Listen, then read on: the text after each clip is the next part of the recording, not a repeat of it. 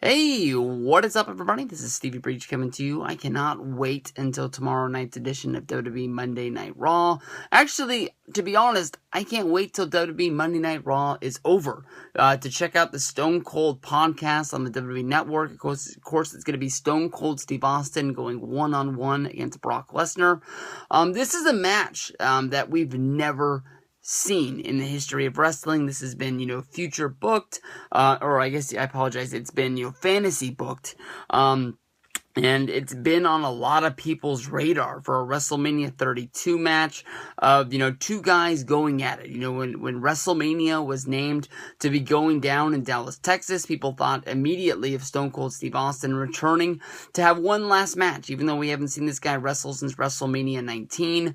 The last Stone Cold podcast that was with Paul Heyman threw a lot of gasoline on the fire for that match, with Paul Heyman sort of hyping it up, basically saying that he was going to, text Brock or, try to give him a call, and then Stone Cold Steve Austin going into promo mode, talking about what was going to be going down.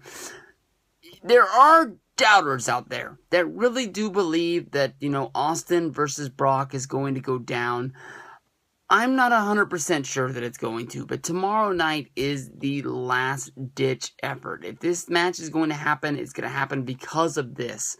But if there is no dust-up, if there is no, guys standing up, puffing out their chest, one guy looking down on the other guy, maybe a shove or a push, maybe just an all-out beat-down assault, tearing down the Stone Cold podcast set, I don't know. I mean, if it's just a straight-up interview, I'm sure it's going to be a good interview. I mean, Brock Lesnar doesn't do a lot of sit-down interviews. If you go back to before WrestleMania 31, he did an ESPN interview where he said that he was going to be staying with WWE and he wasn't going to be leaving for UFC, which pumped a lot of life into WWE and WrestleMania 31 at the time.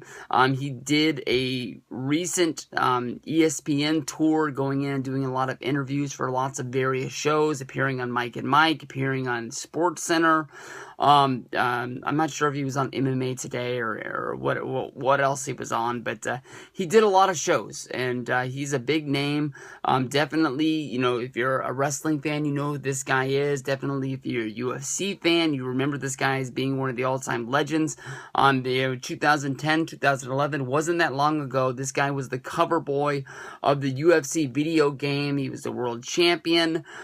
He was, helping grow UFC at the time. I always thought it was pretty cool because he gave name recognition to WWE because of the fact that everybody says that WWE is fake, and people who watch WWE, don't know what they're doing because it's not real. But it's like, if one of these WWE guys are able to go to UFC and beat all of these UFC competitors, these guys that are getting it on in the ring every Monday on Raw or on SmackDown, house shows, pay-per-views, it seems that they work more than the UFC guys, and if they're tough enough to be your world champion, you gotta give some credit to what these guys are going down. I think if this is just a one-on-one interview of two guys sitting down shooting the shit, Austin has tried to get Brock on his podcast for a long time. There's a connection there between them because of how close Austin is with Paul Heyman. Paul Heyman is awfully close with Brock Lesnar, to the point where basically Paul Heyman is like his manager in real life. Even when Brock was out of WWE and he was in UFC, Paul was always sort of the guy that Brock went to for advice, and maybe, you don't see a lot of real sit-down interviews. I mean, even the Brock Lesnar Blu-ray that was released upon his return to WWE after WrestleMania 28, that was just a rehash of his last DVD that came out 2002, maybe 2003. They had a sit-down interview between him and I believe it was Michael Cole. I haven't seen it in a while. Brock honestly didn't really say much, even though it was a 30-minute interview. He hyped up the match between him and Cena at Extreme Rules. But there's a lot of different avenues that they could go down. I mean, Stone Cold Steve Austin can bring up the fact of, there's heat between them, I guess you can say, dating back to 2002. Of course, what the storyline was, it was they were building up Brock Lesnar to go against The Rock at SummerSlam 2002. In order to get to the point of Brock becoming the number one contender, seeing how he was, fairly new in WWE. He had just debuted the night after WrestleMania. That would have been in April. I believe when this took place, we were in June, maybe even in July, to get us to the King of the Ring pay-per-view. And Brock was going to go on to win the King of the Ring, and they had to have a way for him to qualify. And one of the biggest ways that they could think of having him to qualify was to build on the fly a match between Brock Lesnar and Stone Cold Steve Austin.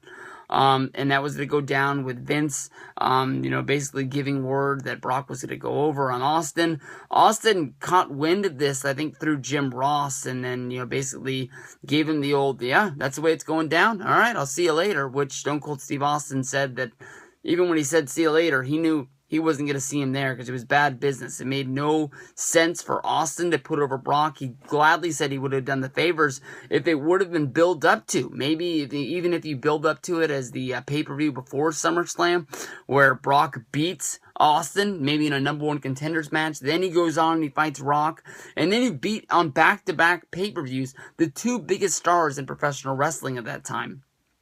Brock would pull through. Of course, Austin would, go home and he would sort of be dragged through the mud. One of the biggest mistakes that Austin talks about in his professional wrestling career, he talks about it a lot, so you can tell that he honestly really thinks about it.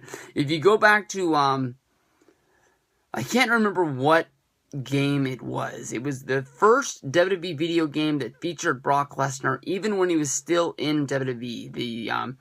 The people that made the video game actually went and signed Brock Lesnar in order to put him in the game, and that was sort of one of the things that made people excited about the upcoming video game, was having Brock in there because he hadn't been in the games in a while.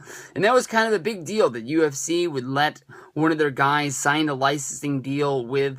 The deal wasn't with WWE, it was actually with the video game, so that's what made them able to do this.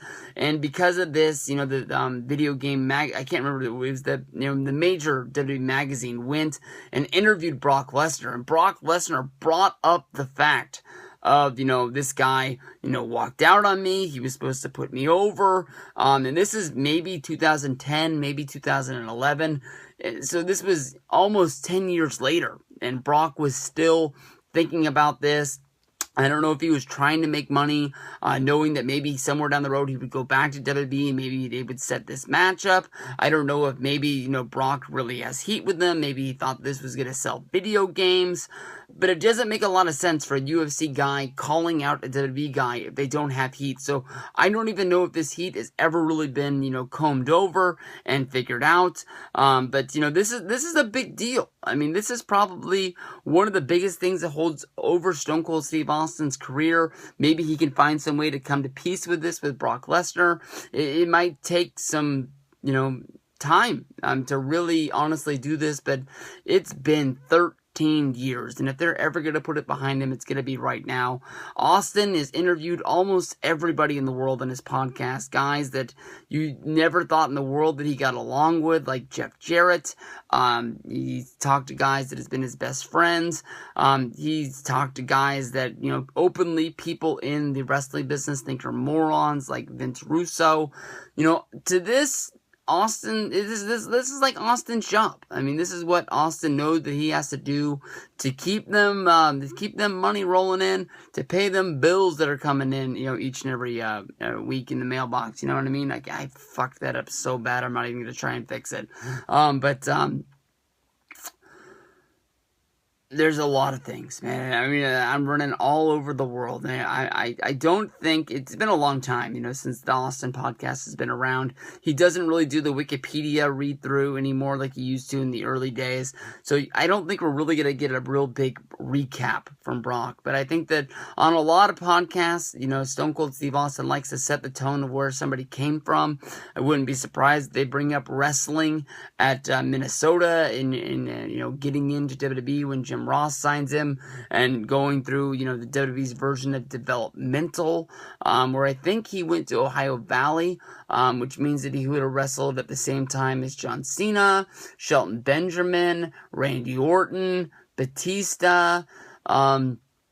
He would have been in there at that time, and you think about, man, I know that Ohio Valley sells DVDs at the television at that time, and even though those guys were green, they had to be having some good shit going on at that time.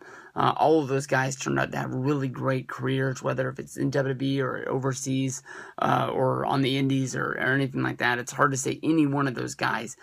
Even like a guy like Shelton Benjamin, who's not involved in WWE anymore, didn't have one hell of a career and became one hell of a wrestler. But it's gonna be a big one, and don't forget, maybe we'll get that surprise appearance from Stone Cold Steve Austin on Monday Night Raw. So let's keep our eyes open and see what goes down. Stone Cold Podcast is gonna be one of the biggest ones of all time.